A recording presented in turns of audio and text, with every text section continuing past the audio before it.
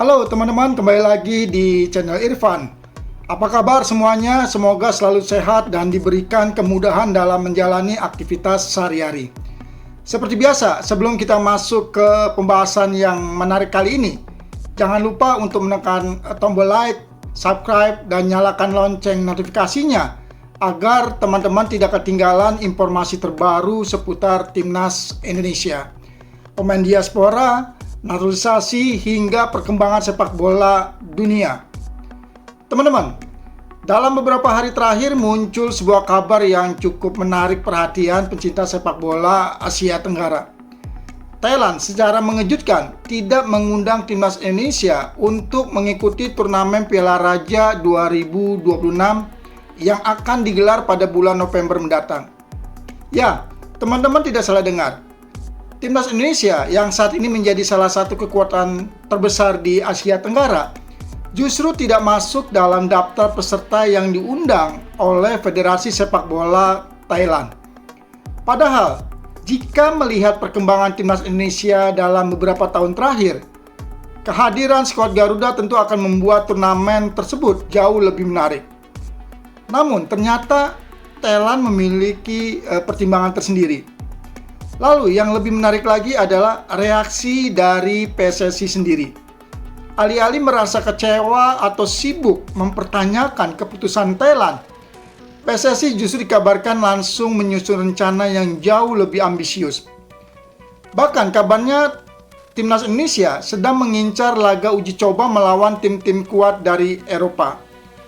Pertanyaannya sekarang, mengapa Thailand tidak mengundang Indonesia? Dan benarkah PSSI kini lebih tertarik menghadapi lawan-lawan yang levelnya jauh lebih tinggi?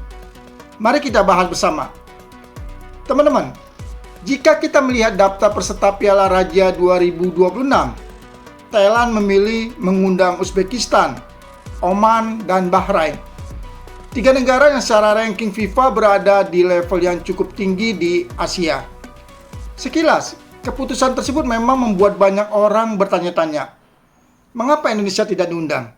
Bukankah Indonesia saat ini sedang menjadi salah satu tim paling berkembang di kawasan Asia?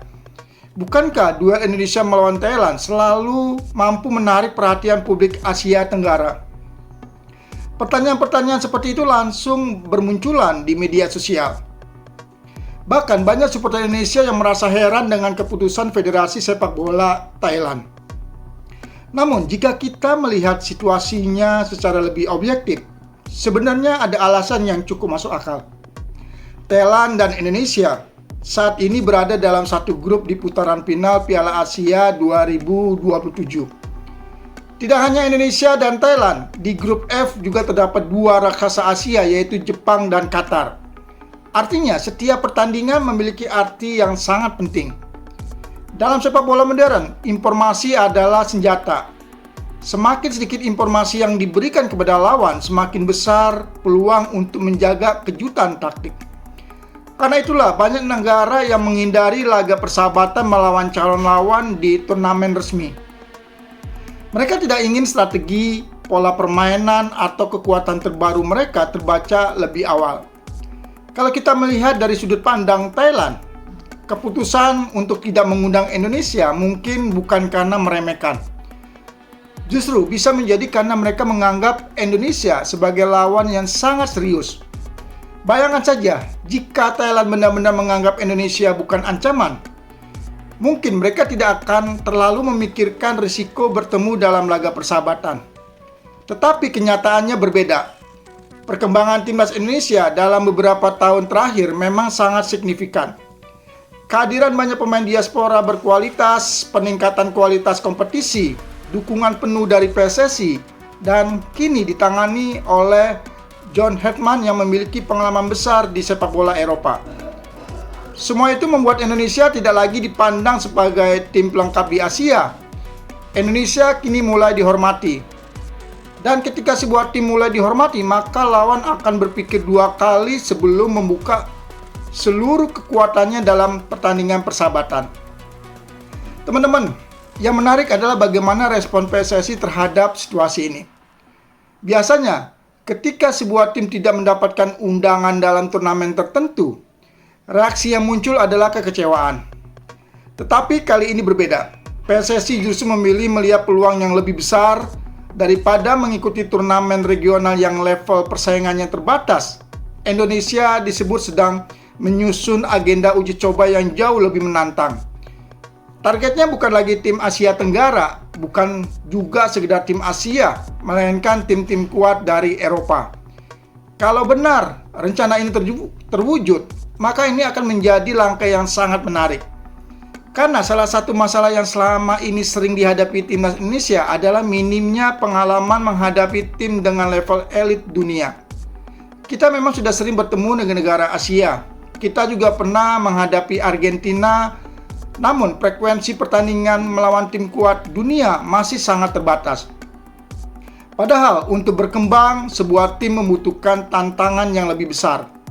Kita bisa belajar dari Jepang dan Korea Selatan. Mengapa mereka bisa menjadi kekuatan besar di Asia?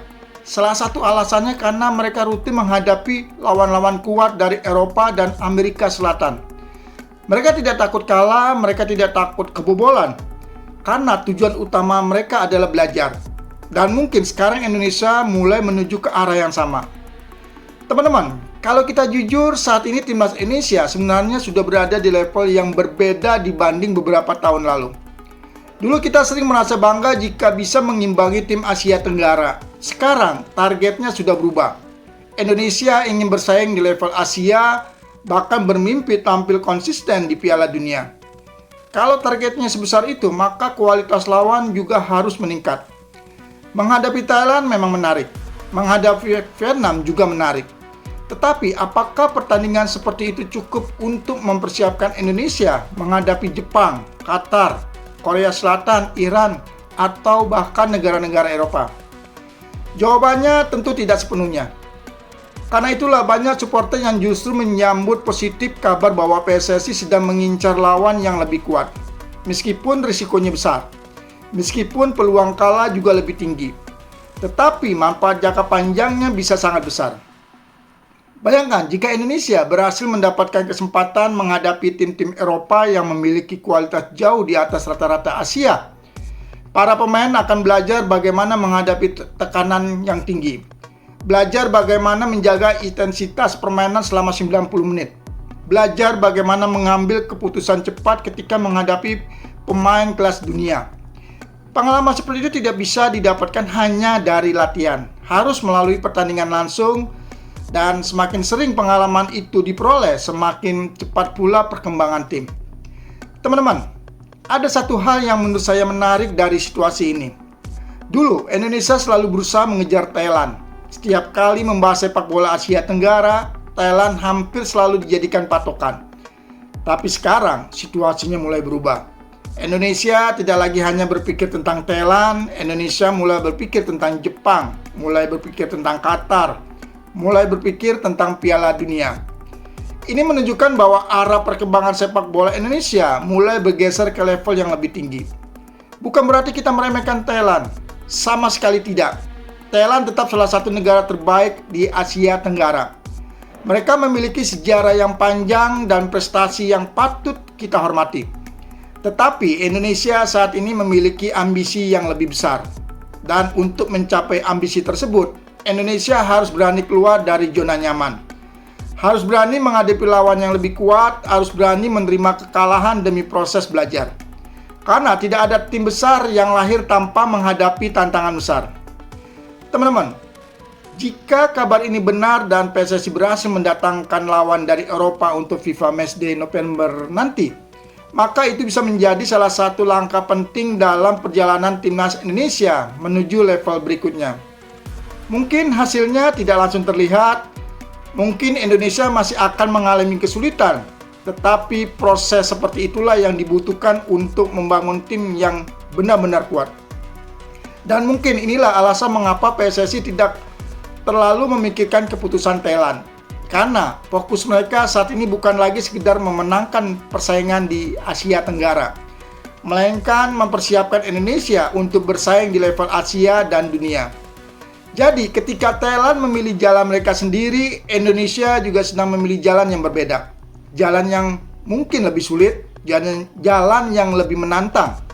Tetapi untuk memiliki potensi membawa sepak bola Indonesia ke level yang lebih tinggi.